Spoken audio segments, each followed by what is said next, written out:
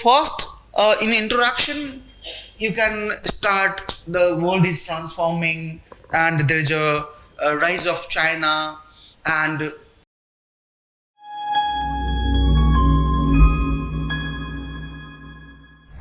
hello everyone.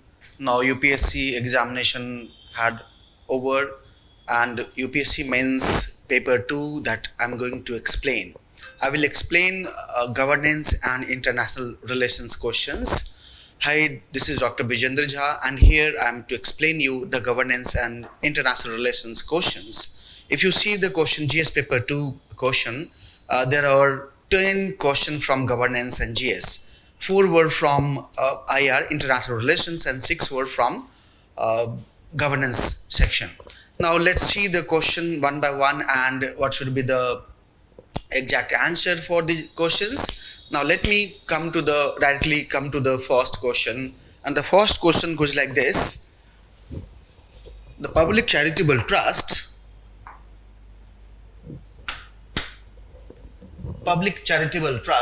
have potential to make India's development more inclusive as they relate to certain vital public issue. Comment.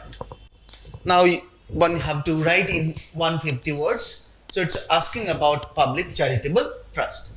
Now in introduction, one can begin with trust. What is trust? Right. So trust is an arrangement for the welfare of the people. Right. Trust is an arrangement for social, religious and charitable welfare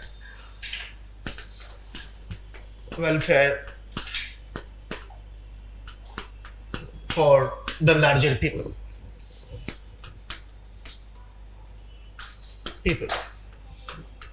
There are 2 types of trust. There are 2 types of trust, namely private trust and public trust.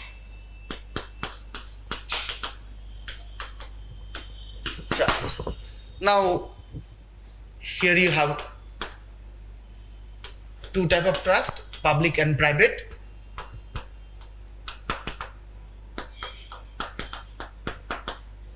Private trusts are governed under the law of Trust Act 1882, right?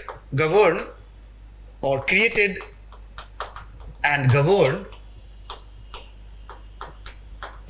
under the provision of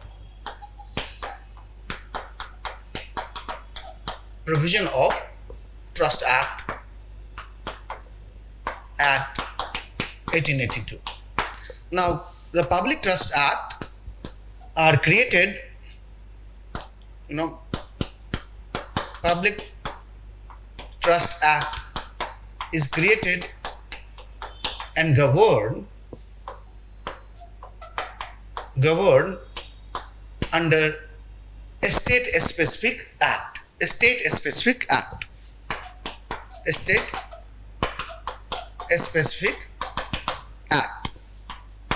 Right. For instance, now you have to give example. For instance, right, public trust in Gujarat and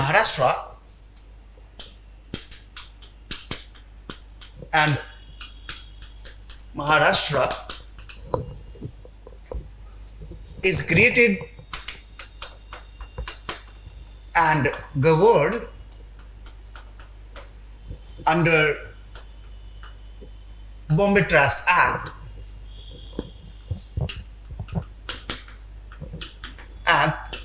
1950. Right? Some of the few more act for the public trust, charitable trust are following. More law for public trust are the charitable and Religious Trust Act 1920.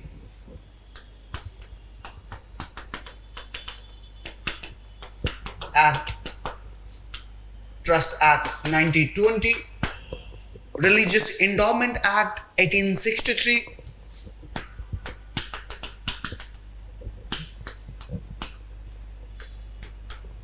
Endowment Act 1863, then Charitable Endowment Act 1890,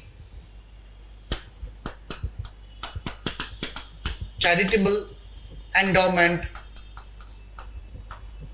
Act 1890, right? Some of the example of public trusts are mart, temple, church, right, Waqf board, and so on. Examples of public trusts are mart, temple, church, right, and so on, right. Now question is, now we have to address the question, right? Now it has potential to make India's development more inclusive, and they relate to certain vital public issue, right? So public trust, actually public trust or public charitable trust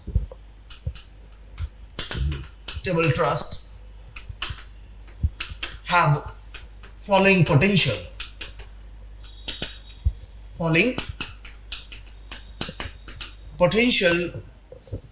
in India's development.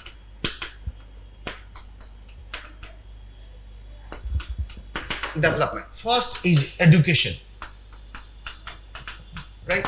Public trusts are engaged in primary, secondary, and even the higher education, right? Like Tirupati is an example. Public charitable trusts are engaged in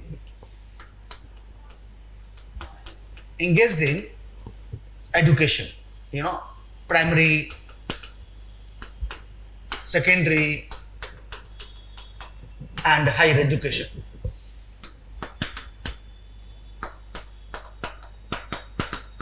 For example, Tirupati Trust, one of the largest public trusts in India. Now second is medical relief.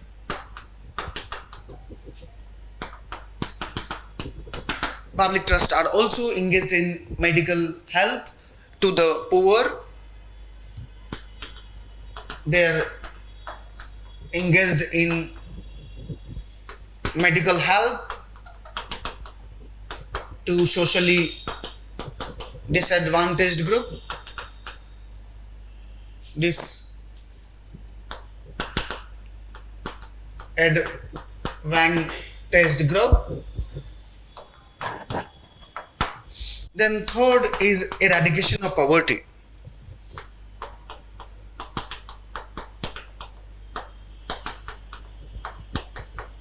Public charitable trusts are actually helping poor for their medical help, medical education, right? Generating certain kind of income by employing them in the charitable public trust or giving some time off, right? So this eradication of poverty. Public trust helps poor. So this is then also managing public spaces like in temple, church, and right. So maintaining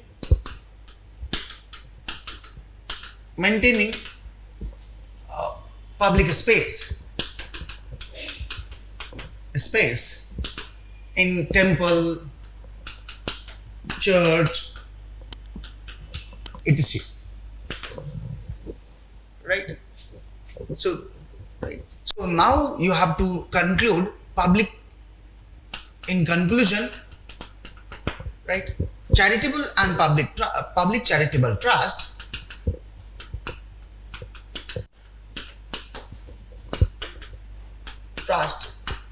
plays a vital role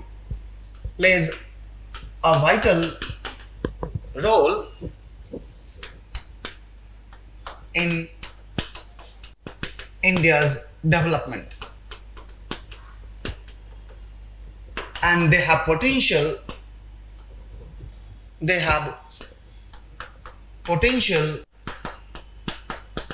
to take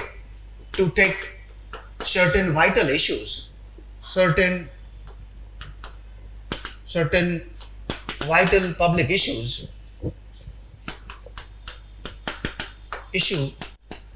to resolve. Right, so this way one has to and the answer.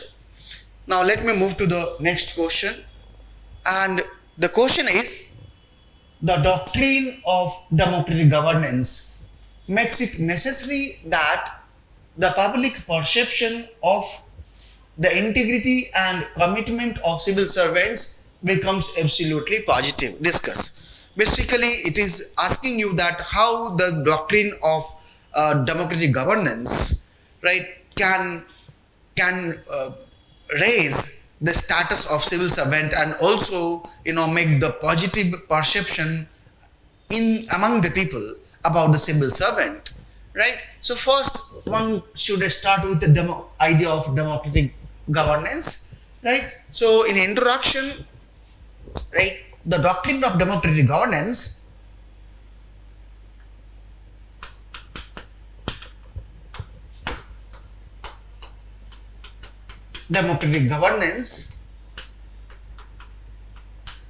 includes participation,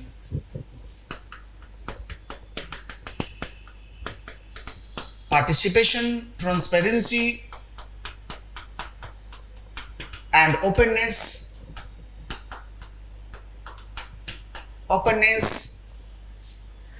accountability, effectiveness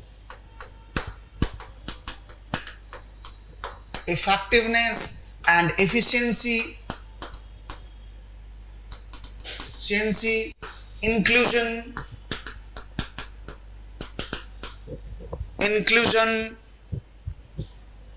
and the rule of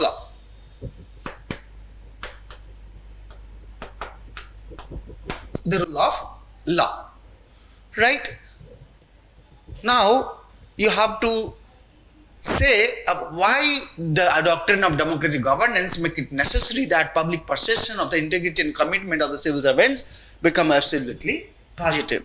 Now you have to write about the civil servant, right? Civil servants play a vital role in India's social, economic and political development. So civil servants play a role in India's social development. Like example is women empowerment,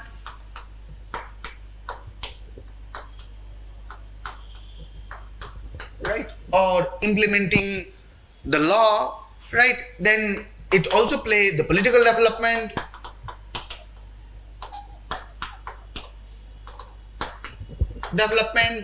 for example, implementing all policies and also making arrangement of the government, so that they can run smoothly. Then you have economic development, right?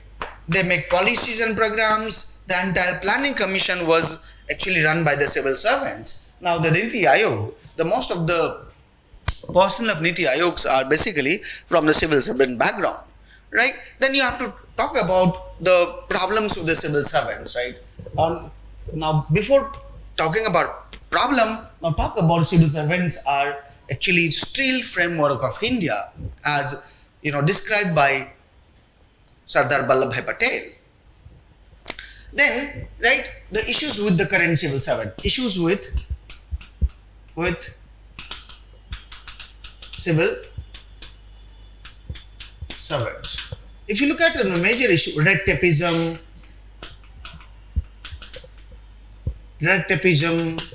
then corruption, then poor governance,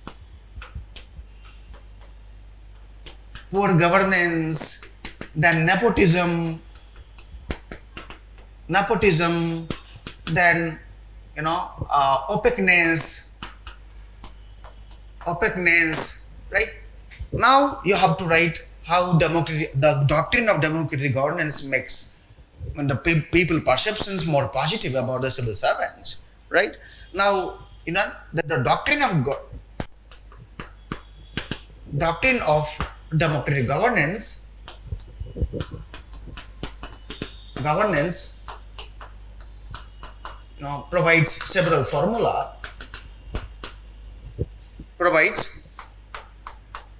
several formulas to make the public perception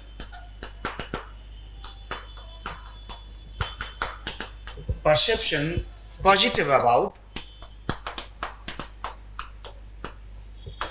civil servant, right? Which are following, or these are following.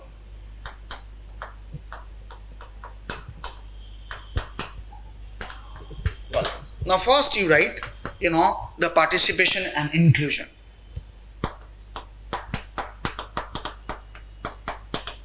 And inclusion of people,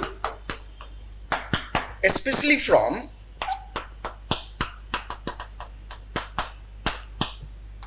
socially disadvantaged group,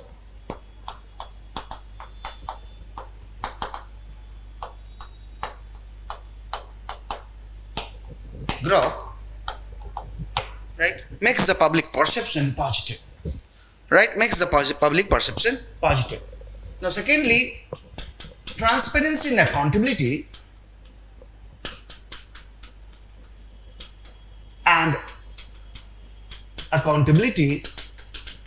ensures more effective governance, right? People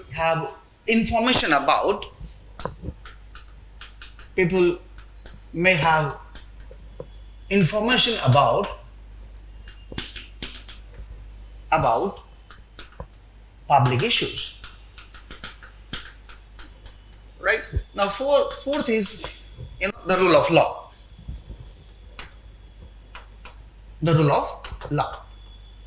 Right? Now the implementation of the rule of law, right, it means the implementation of law equally to all citizens without any discrimination, makes the public perception more positive about the civil servant, right? The application of law without any discrimination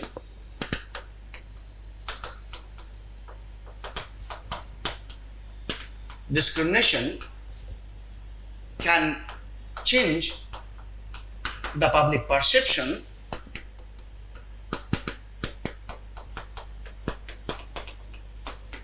about the civil servant, right? Now this will be more than 150 words, right? Now you have to conclude, right? In sum, right, civil servants are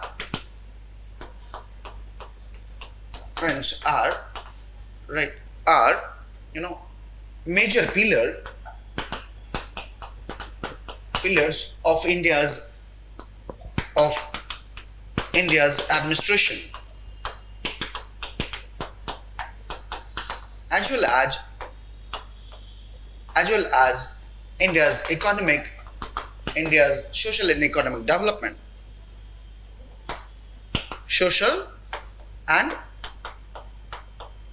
economic development.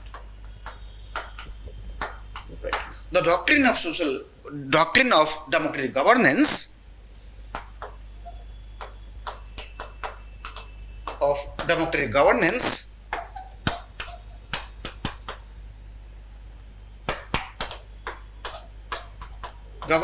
is necessary,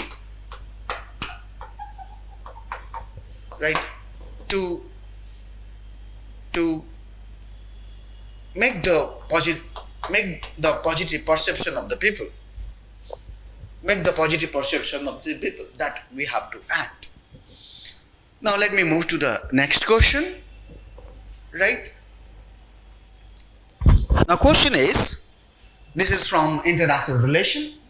So we have seen few questions from governance initially, and then now move to international relation.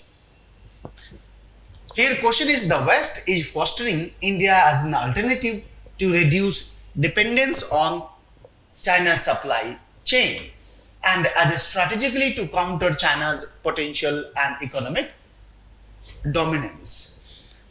Explain this statement with examples. Explain this statement with examples. There are several examples, right? So first, in introduction, you can start, the world is transforming and there is a rise of China and the world is witnessing Cold War 2.0. Or you can start with the West, or with the statement which is given in the question, right? So the West, let me start with there's a different way of introductions, right? So any basic things that you write in introduction. Let me write with the question. The West is fostering India as an alternative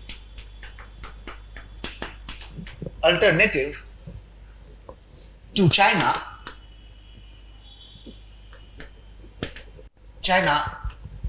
due to rising tension between the US and China, right? It is called as Cold War 2.0, right? Now, what are the region? Now, first you have to write few region, right? The West is favoring India. The West is looking towards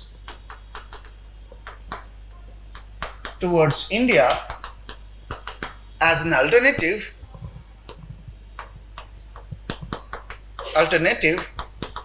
to China due to following regions.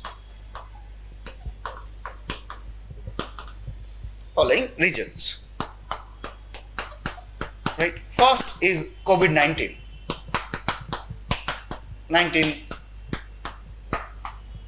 pandemic. You must be knowing that COVID-19 pandemic initiated in China, and China hidden information from the rest of the world, right? So COVID-19 pandemic actually raised some mistrust against China, right? Now the second is the rise of China,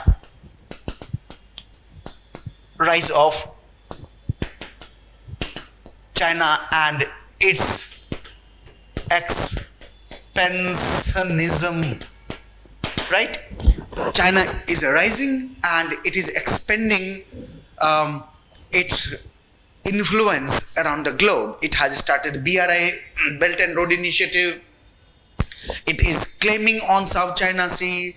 It is claiming on East China Sea. It is claiming on the neighboring territory, including India, right? And it is giving challenge, not only giving challenge to the US, but also replace US as a hegemon power in the global order, right? So these are the two regions. Now have talk about what are the things that have been shifted from China to India, right? Okay, the West has the West has diversified wide followings from China to India. Now, first is technology.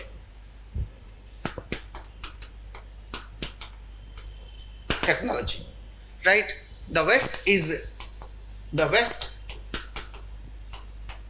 wants to reduce dependence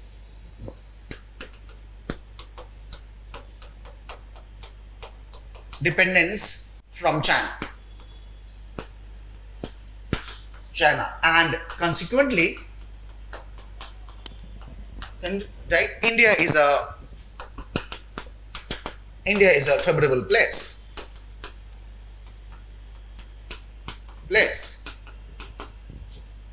to invest in technology,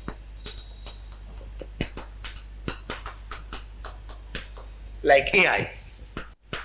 Example भी देना है, like artificial intelligence, right?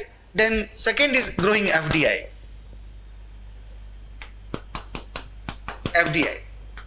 right? The West and Japan increasing FDI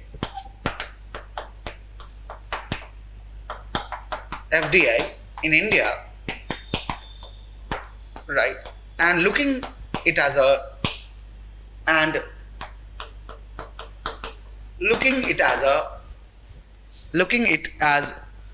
an alternative to China.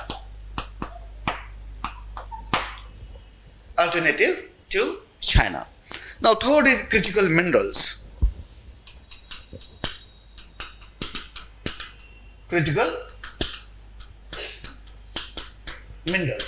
Now, if you look at China has control over critical minerals, right? And in the sum of the critical minerals, China controls 80% of the global supply chain. And that critical minerals are very important for the US technology, right? Whether it is a semiconductor technology or whether it's defense parts and so on, right? So critical minerals, right? The West wants critical minerals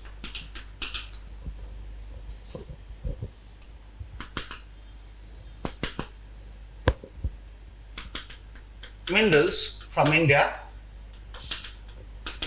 and they are helping India to boost their potential, right? Now, fourth is the defense mechanism, right? Defense sector. Now, the West actually having good strategic relationship with India so that they can counter China, right? The West, especially US, has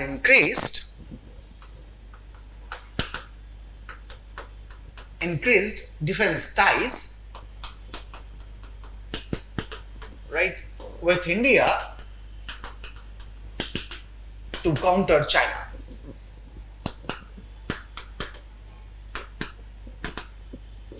Like SOSA or BCEA, right? And strategic partnership.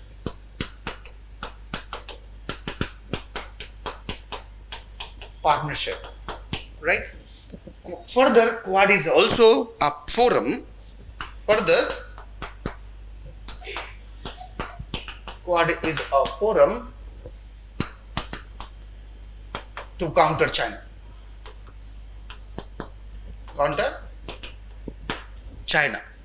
Right? So this should be the, right? Then again, semiconductor technology.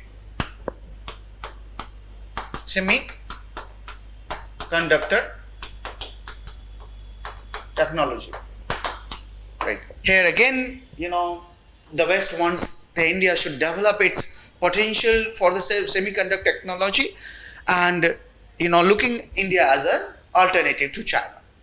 Now you have to conclude that in several sectors like semiconductor, defense, critical minerals, right? So conclusion, in sum, the West looking towards India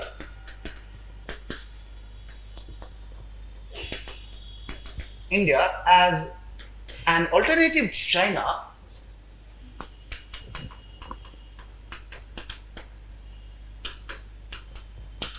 China in critical minerals,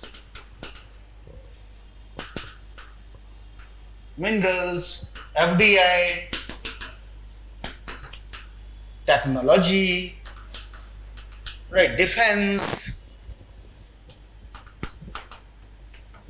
and semiconductor, right, to counter China. With this, you have to end. Now, let me move to the next question. And the question is, critically analyze India's evolving diplomatic, economic, and strategic relations with the Central Asian republics, highlighting their increasing significance in regional and global geopolitics. Now again, you have to write in 150 words. So you can just try to define Asian Central Asian Republic. So in introductions, you should define Central Asian Republic, okay, right? And the 5 countries which has become independent from the USSR in 1991 in Central Asia are called as Central Asian Republic. Central Asian Republic, like Kazakhstan, Turkmenistan,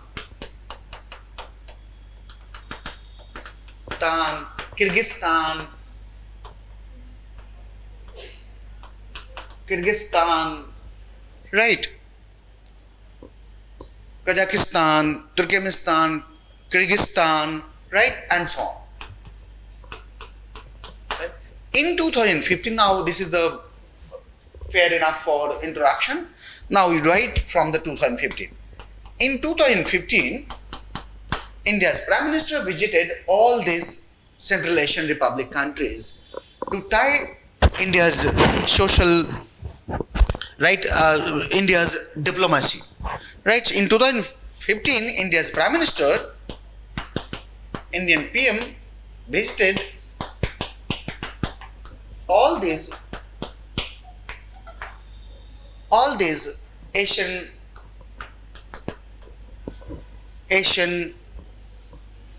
Central Asian, not Asian, only Central Asian Republic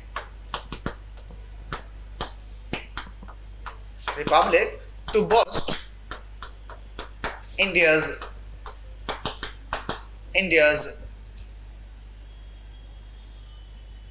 economic and strategic relations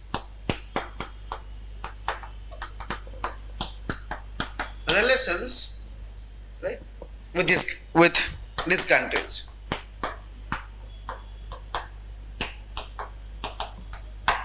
Right. Now question is, Central Asian Republic, why highlight their increasing significance? What are the significance of Central Asian Republic. So write significance of Central Asian Republic countries. Right. First you write, right, the stability in Central Asia is very important for India, right? The political stability are very important for India. Political stability are very important, right, in CAR for India. Second, there are growing terrorism,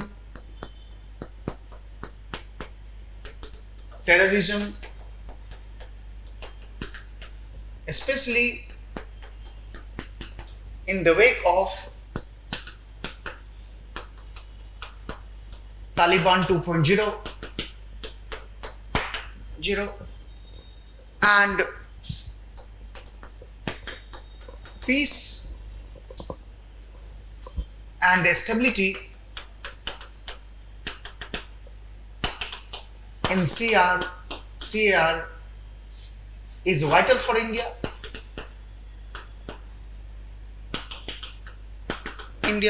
Third, fundamentalism, religious fundamentalism,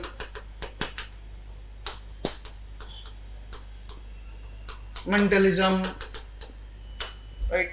Cyber security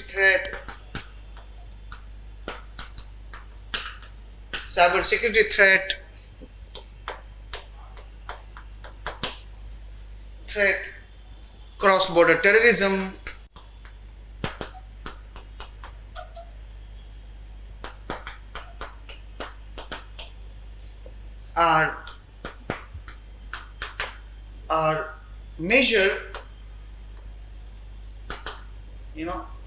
are major issues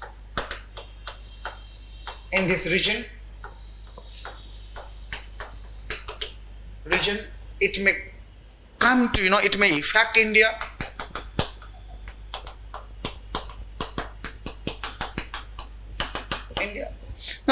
Now these are the issue that Central Asian Republic country. Now fourth is energy security. Now if you look at this, Central Asian Republics are very rich in energy, right? Now republic are very rich in energy, and they can help, they can play a vital role in India's security, energy security.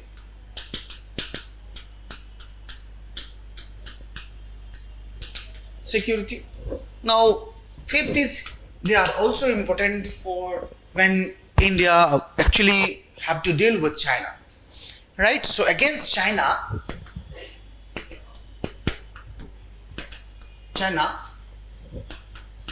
Central Asian Republics are important for India.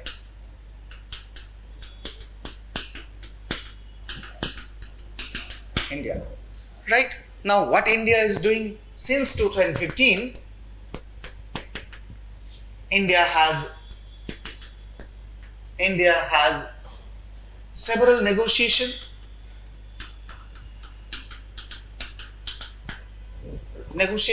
with these countries.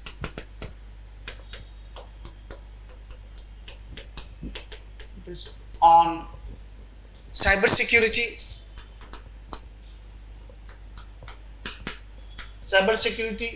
energy security,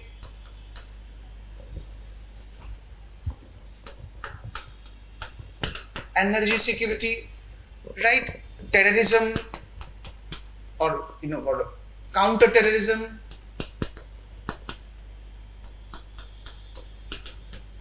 mechanisms,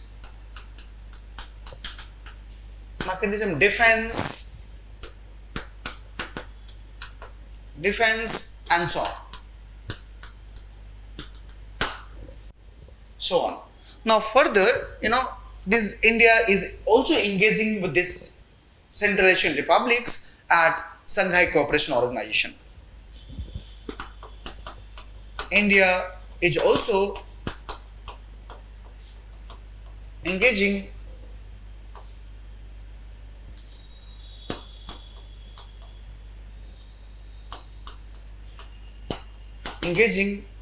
with CAR, on SCO forum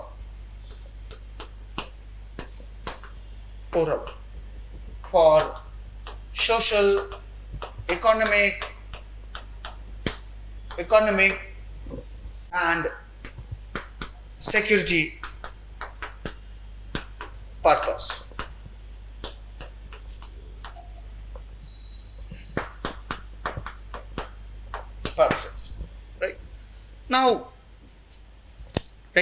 Now we have to conclude this, right? And now look at the questions, right? Now you have to just criticize it. Now what is criticism? Criticism are, the China has larger influence on these Central Asian Republic countries,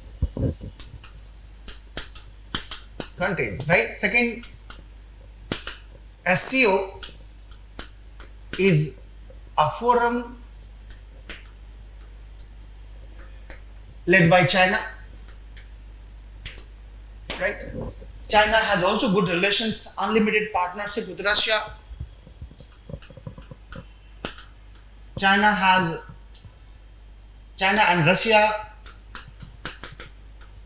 have unlimited partnership,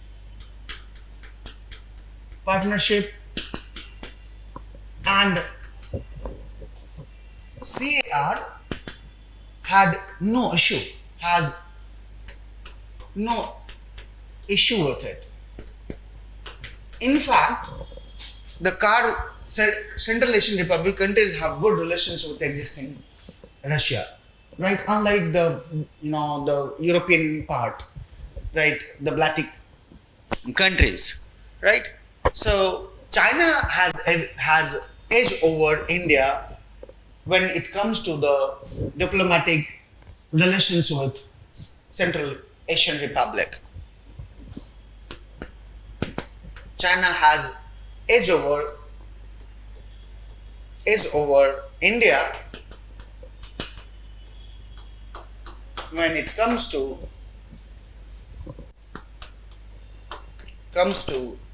diplomatic and security ties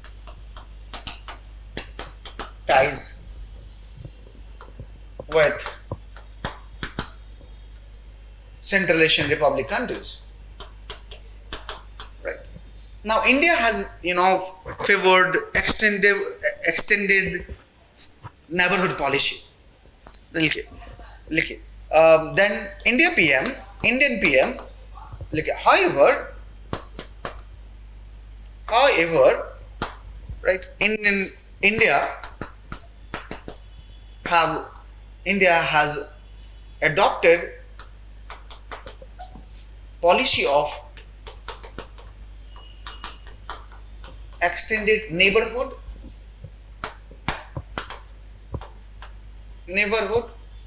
right, which includes Central Asian Republic countries, and India is developing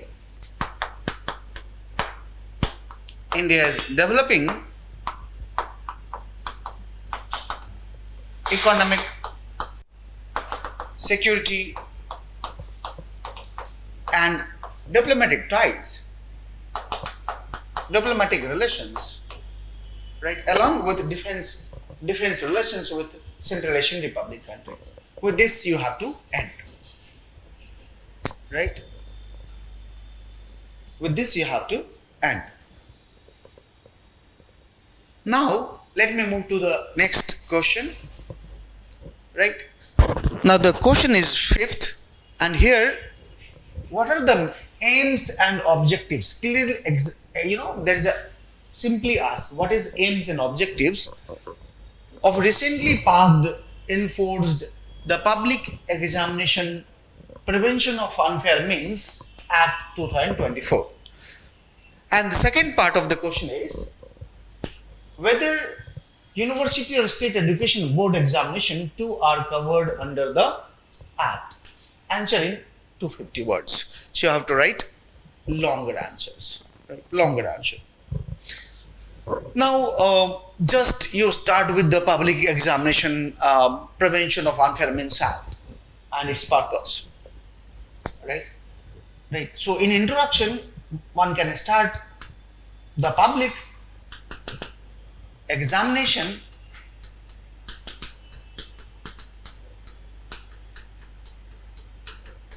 Prevention of Unfair Means Act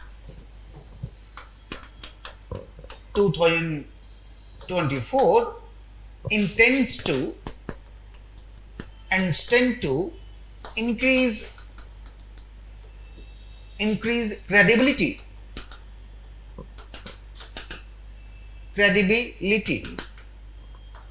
in the public examination.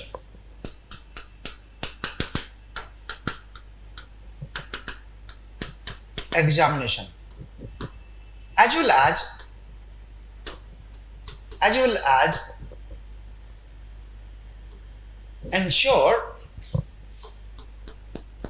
fairness and transparency.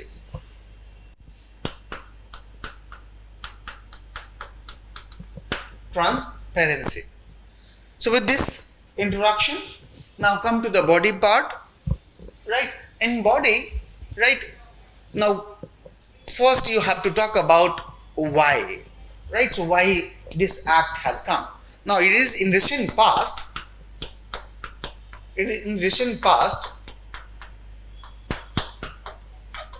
there had been paper leak, right, in several public examinations.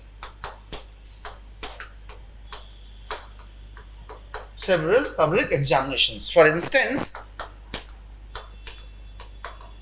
instance, in the last 5 years,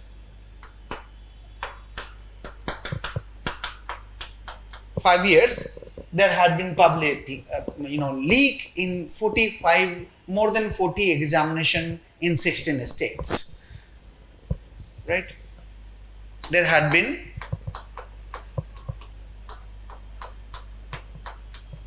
leak in 45 public examination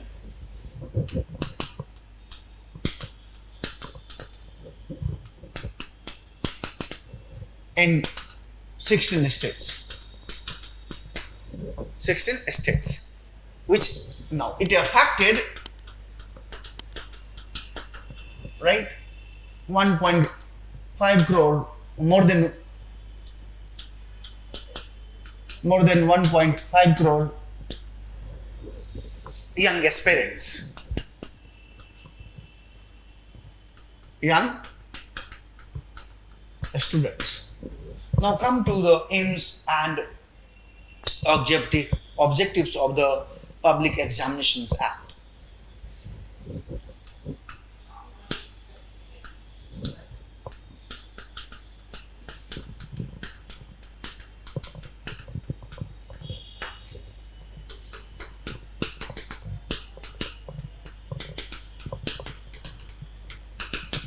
Right?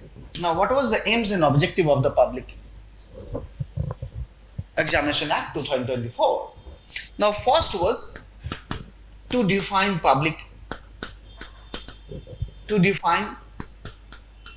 public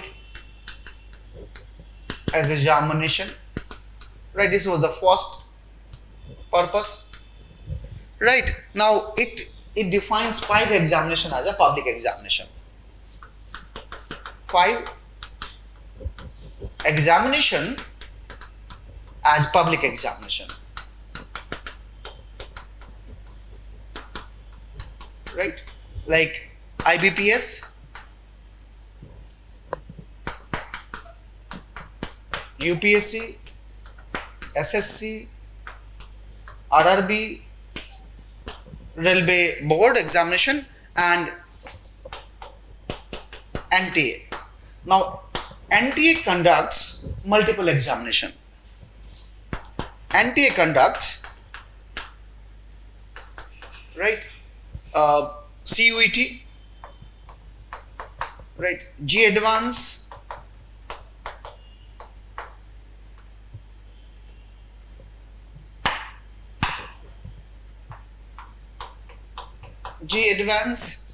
right, NET, then NEET, UG and PG, right? So basically it defines public examination. Then secondly, it also defines unfair means.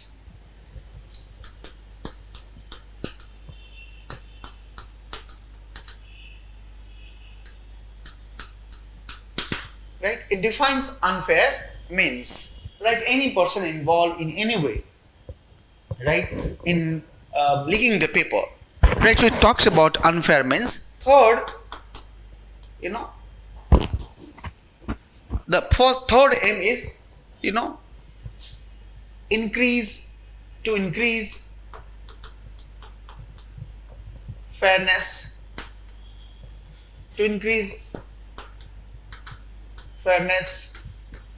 and credibility in the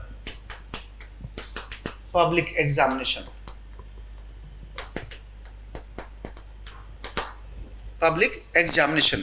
Due to the paper leakages in several examinations, especially NEET, UG, PG, then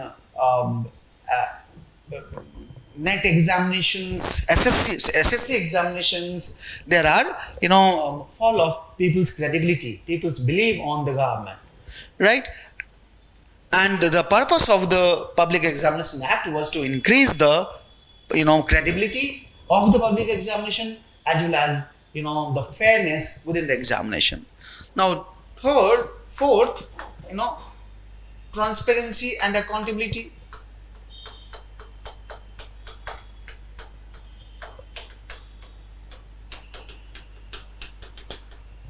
Now, if you look at, there will be transparent examinations, and through this act also talks about that there should be, examination conducted by the authority in very much fair way, right? Now, fifth is punishment. Now, any person who are engaged in leaking paper in any way, they will be offendable. That is an offense and non-bailable offense, and there is a heavy punishment for it. So punishment is also one aims and objectives of this Public Examination Act 2024, right? So these are the aims and objectives, right? Then look at the second part of the paper, right? Whether university or state examination board two are covered under the, right? Now, as I told you that the Public Examination Act, Public Examination Nation Act 2024, covers 5 public examination. Public examination, right? it does not cover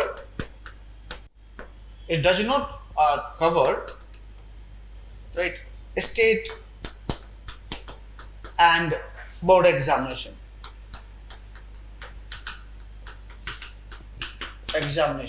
Right.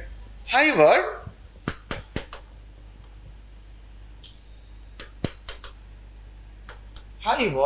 right, the act provides security mechanisms for public examination,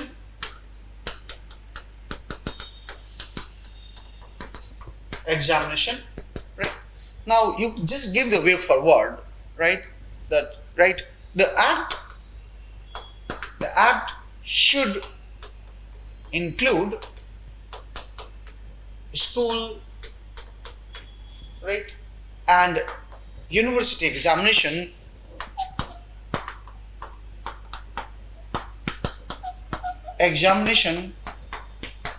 due to following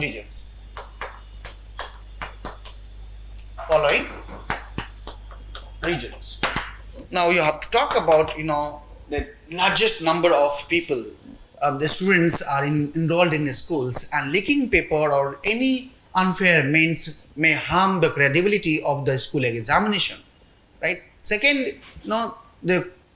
if you look at the lakhs of people are enrolled, right, lakhs of people are enrolled in university, and the unfair means may damage the credibility of the course and also of the examination, right. So therefore the schools and university examination should be included in this in the further act. With this you should add. Now let me talk about the another next question, right. The Citizen Charter has been landmark initiative in ensuring citizen-centric administration, but it is yet to reach the full potential. Identify the factors hindering the realization of its promise and suggest measures to overcome them. Now you can begin. The Citizen Charter has initiated in Britain in 1991, right? And the purpose of the Citizen Charter was to ensure the quality and standard of public services, right? So Citizen Charter, now you can begin your introduction. Citizens Charter,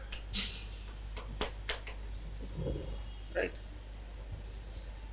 initiated its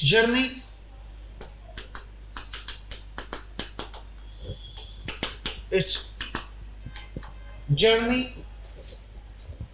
in UK in 1991 to ensure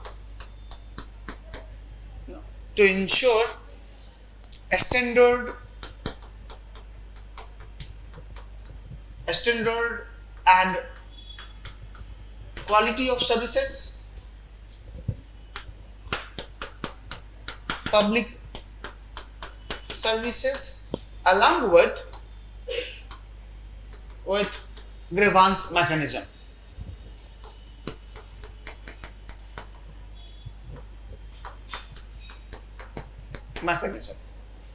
Right. Now in India,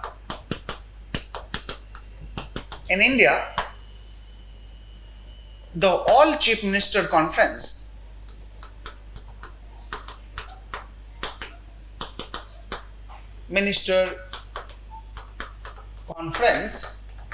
in 1998 agreed on a charter and providing quality services.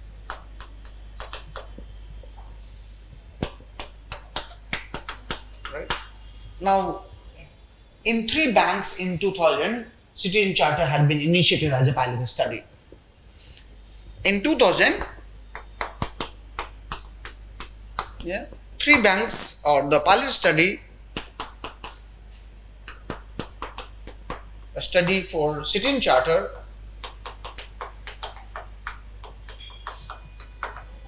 had initiated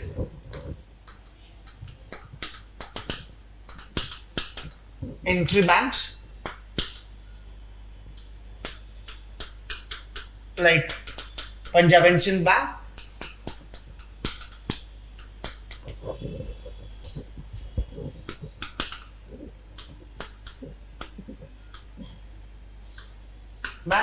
in 2005, there are more than sit-in charter. There are more than 500 sit-in charter made by different department, and it is governed by the Minister of Personnel and Public Grievances, right? So the purpose of the aim and objective of the sit-in charter. So first write you aims and objective of sit-in charter, like to ensure quality of, right, transparency, openness, standardization, then, right, accountability. So aims and objectives of the sit-in charter, and then, right, then talk about the problem. Aims and objectives, yeah. Right. Now talk about the issues with citizen charter.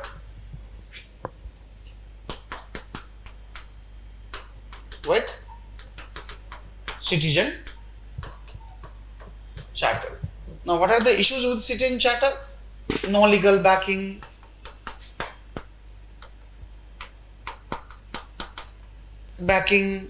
right?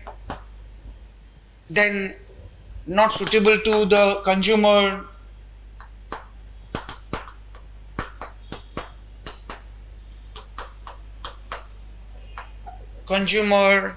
right? Public awareness issues. Then, audited in English language,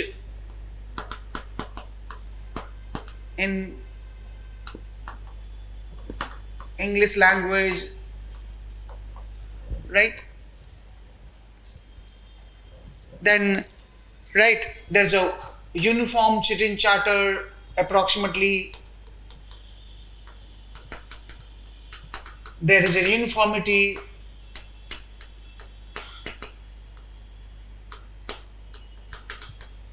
in the framework of sit-in charter,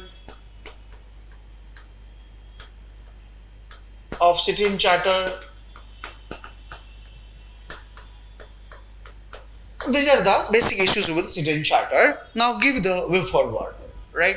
The way forward for, right? Now first, what would be the way forward? Now what way forward should be that it should be legally enforced.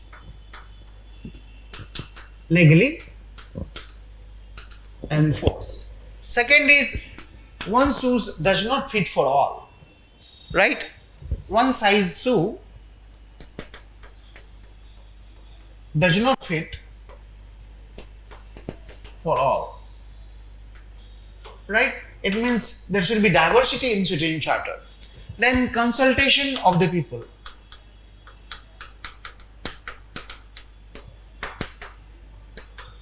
right?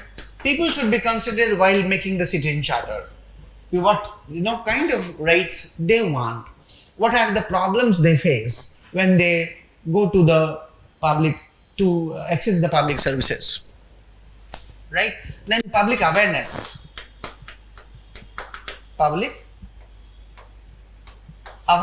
right? So with this you just conclude, right? Conclude this answer and then, right, move to the next question. Let me move to the next question.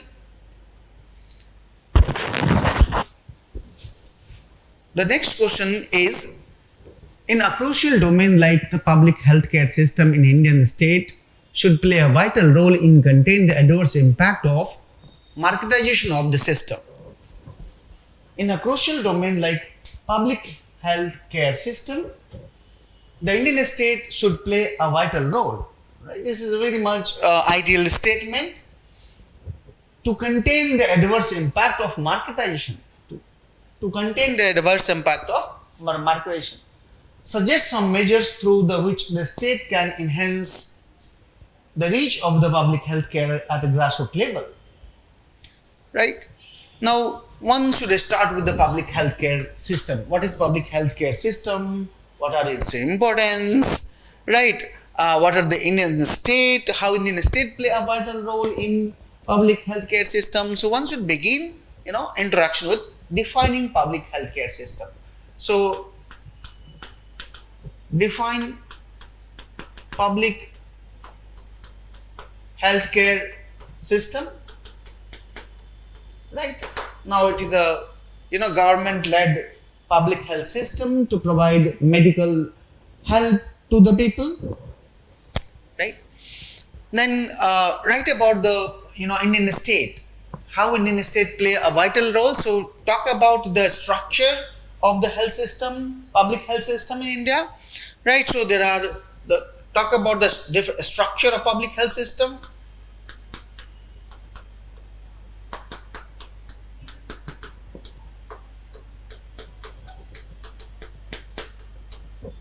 So there are lower level, that is a block level. Right, first is village level. Then you have district level. Right, and then you have the national level. This is the three, right? So this is called at village level. This is your primary health center.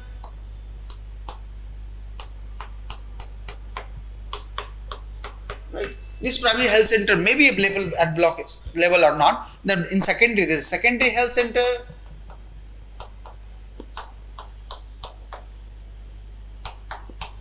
And then in above there are the tertiary health center at the capital or at the national level, right? There will be tertiary health center.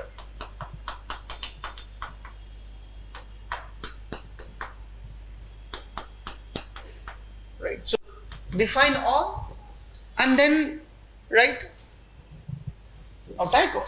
now talk about the issue with the public health center. With public health system. Public health system. Lack of doctors, lack of hygiene, lack of infrastructure, right? Crowding, lack of doctors, lack of proper infrastructure.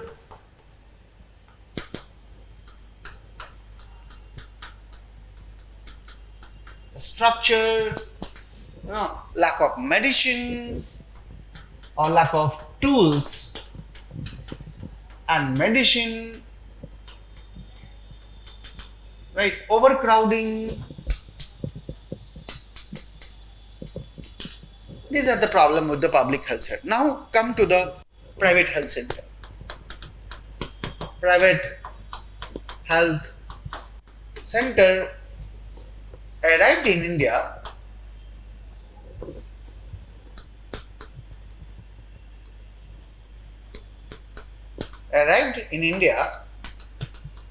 in large number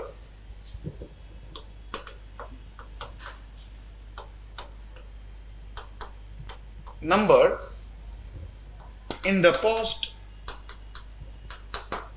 LPG, liberalization, privatization and globalization. Okay. And right with the private issues with the private health center. Issue with private health system. Right? Now look at the private health system and look at the multiple issues. Like now marketization of marketization of health, right? Commodification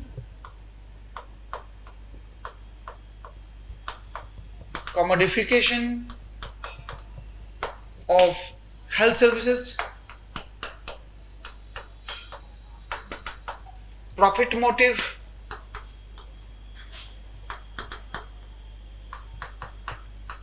exclusion. So define all this problem with the private health system, right? The insurance market, right? About insurance, how insurance market is expanding its base in India's public health system.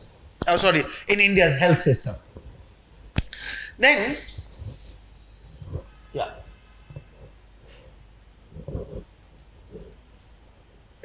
Then suggest some measures through which a state can enhance the reach of public health care at the gross level, right? So state measures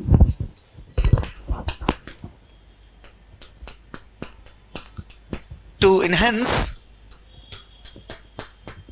public health care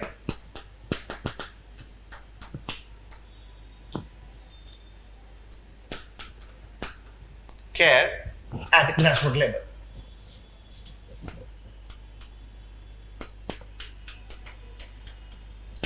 First is increasing budget, right? Increasing budget. If you look at the budget, it's very low for the health and as well as education, right? So, and population is large. So increasing budget would be on health system is one. Second is, awareness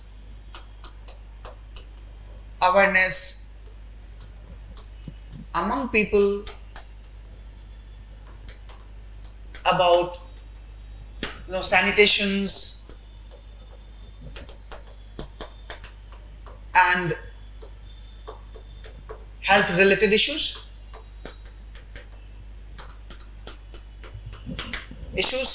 Now third is regulating private health system, regulation of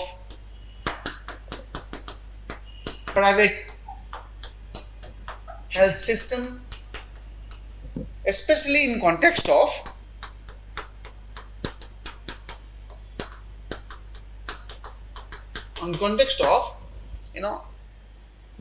of fee that private hospital charges.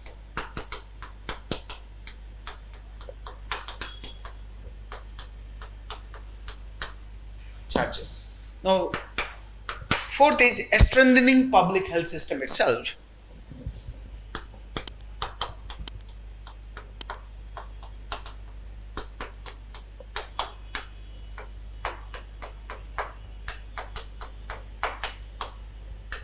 At grassroots level.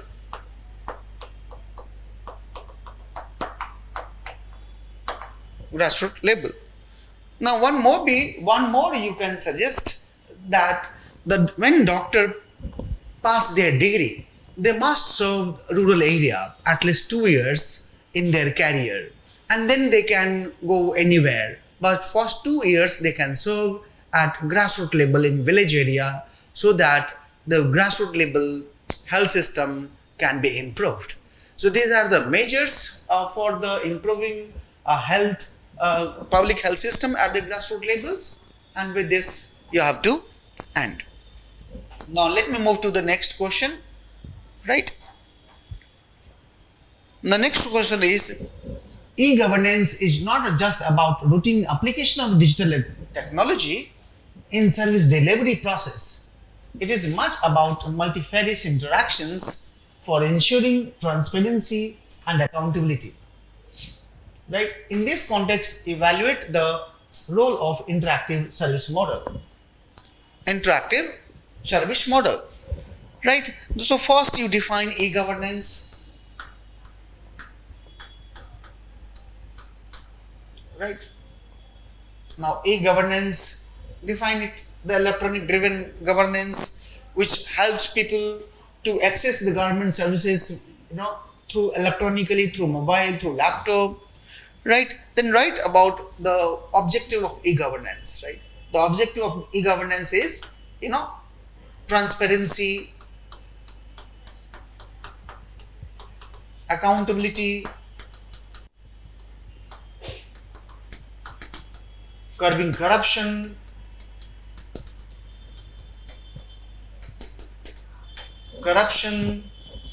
right?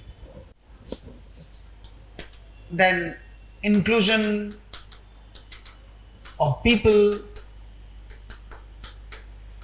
through, mobile app and so on. Increasing participation,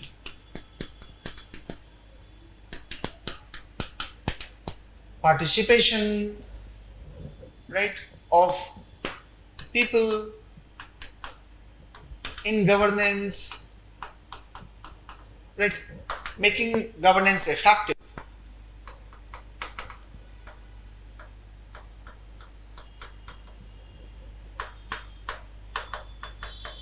Effective and efficient,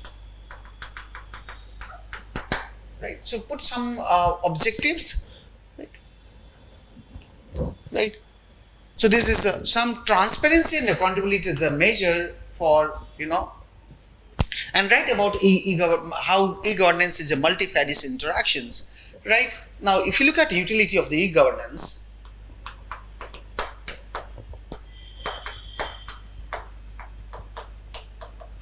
right, there are multiple utility of e-governance, right? Let me move to the next and then talk, right?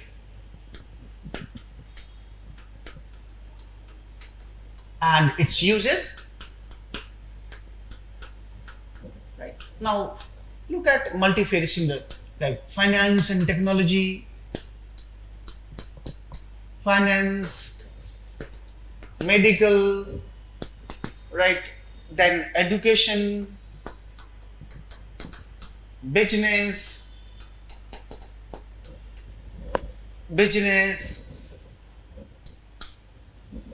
then access to government or easy access to government,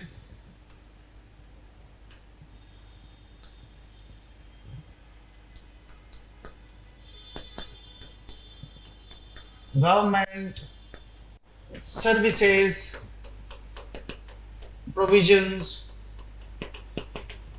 right? Then securing documents,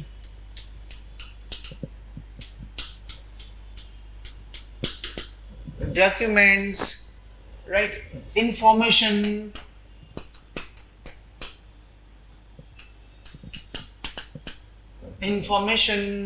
right?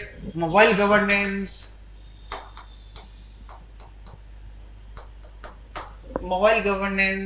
there are multiple, right? So explain all this and then come to the, right, it is asking about the interactive service model of e-governance. Now, interactive service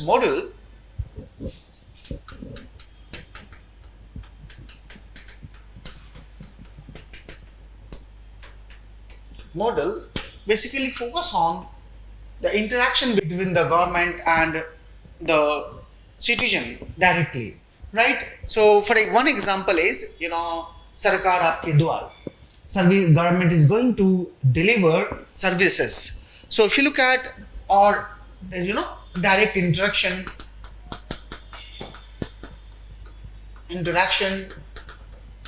between citizen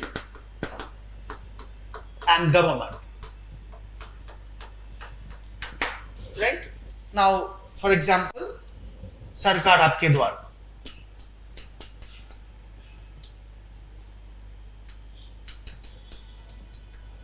Aapke Dwar. Or, delivery to home delivery.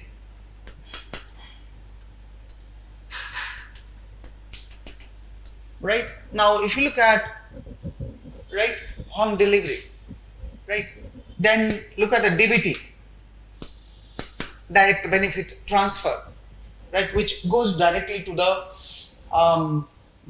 people, right? Accounts, and it ensures accountability and transparency in the government, right? So DBT are the example. Then financial tech,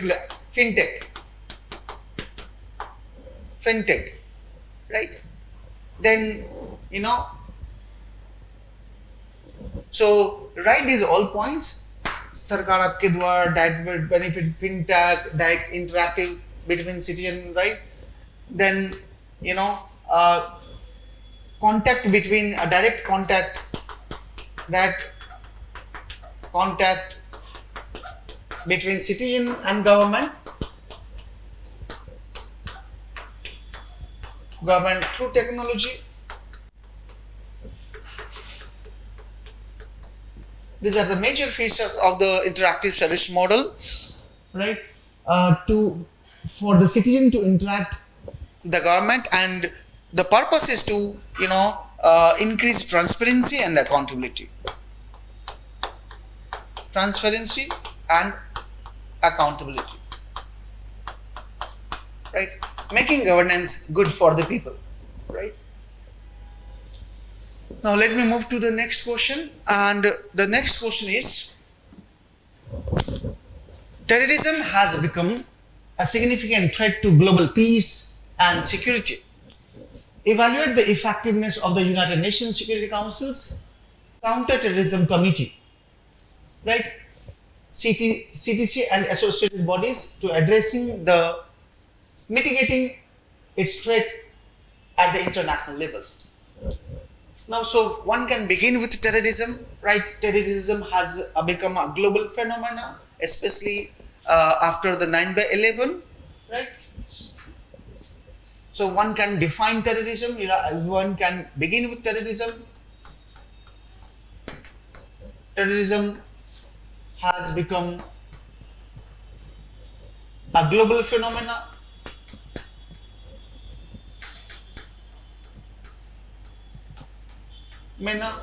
Which had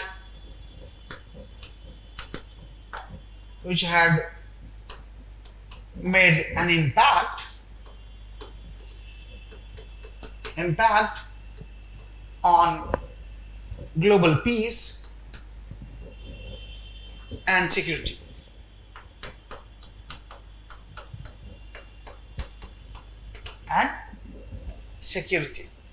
Right? Since 9/11, right, there is globalization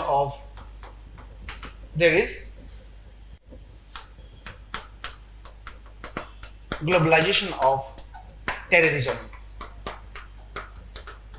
and terrorist activity.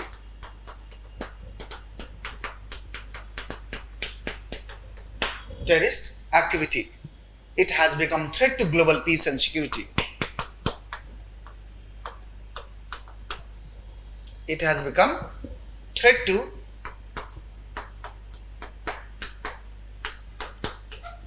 global peace and security. Now with this one can begin with.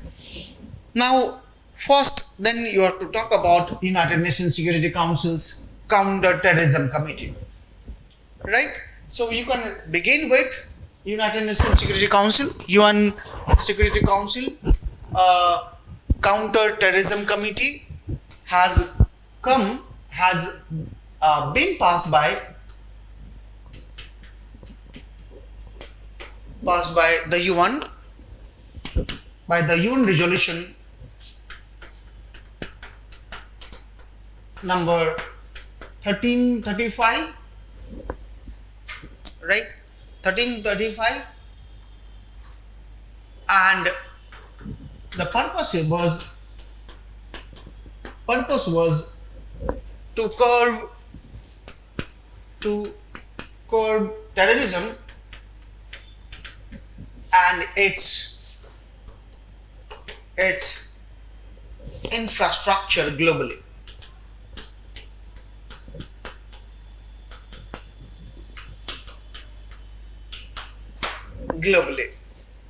Right? Now, this is a 15 member bodies, UNSC, CTC, right? So, first you write aims and objectives of the United Nations Security Council Counterterrorism Committee.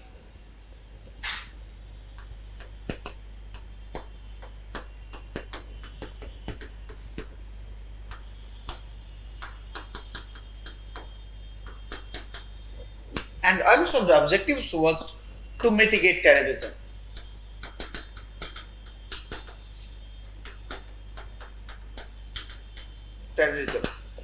To increase collaboration among nation states to effectively tackle terrorism.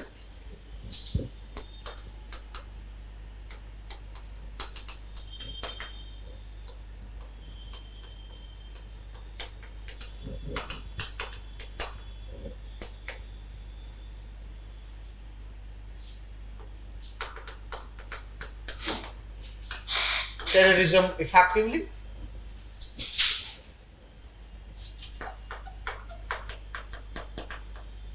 Right. To destroy the financial infrastructure.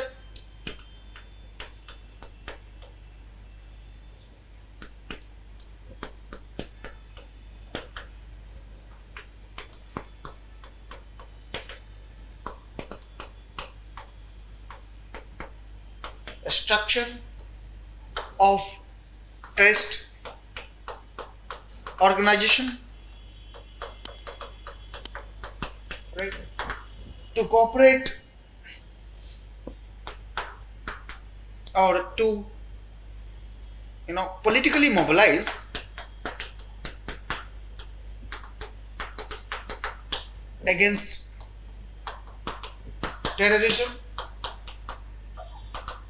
right? These are the major objectives of the United Nations Security Council Counter-Terrorism Committee, right? Now look at the CTC, now UNSC, United Nations Security Council's CTC has two body basically. One is CTC, right, the Counter-Terrorism Committee, and another is it's called CTC Executive Directorate, right?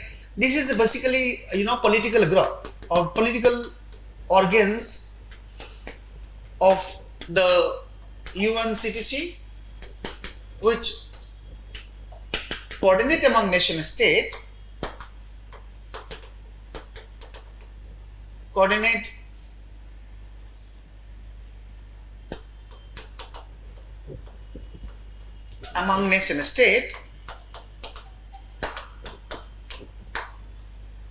right, for effective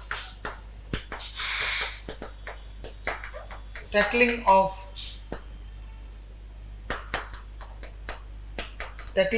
terrorism. And this is something to mitigate, to curb, right, to destroy the financial infrastructure,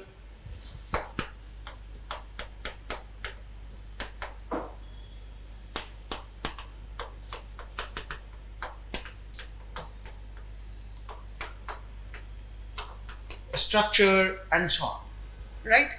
Now, however, United Nations Security Council Counter-Terrorism Committee has working effectively, but it has failed to counter or curb terrorism, as the world witnessing the rise of the terrorism globally, and there are religious fundamentalism worldwide, and there's a so there's a need of reform in the United Nations Security Council Counter-Terrorism Committee in order to curb terrorism globally, to establish peace, order, and prosperity around the globe. Right? Now let me move to the last question. Right? Discuss the geopolitical and geostrategic importance of Maldives for India, with a focus on global trade and energy flows. Further, also discuss how this relationship affects India's maritime security and regional stability amidst international competition. Now discuss the geopolitical and geostrategic importance of Maldives for India with a focus on global trade and energy flow. Now look at Maldives is a neighboring country in India, locating in the southern in the Indian Ocean, and it is very important for India's geostrategic, for India's security, especially energy security, because because Indian Ocean is a source of major energy potential for India. And Maldives, the location of Maldives is very important because it is very much closer. Most of the India's trade actually passes through this, and if you look at this Indian Ocean, right here, China's presence has increased. China has increased its presence, and China is also expanding its military, right? And China is giving argument that it is increasing military because of its trade has increased.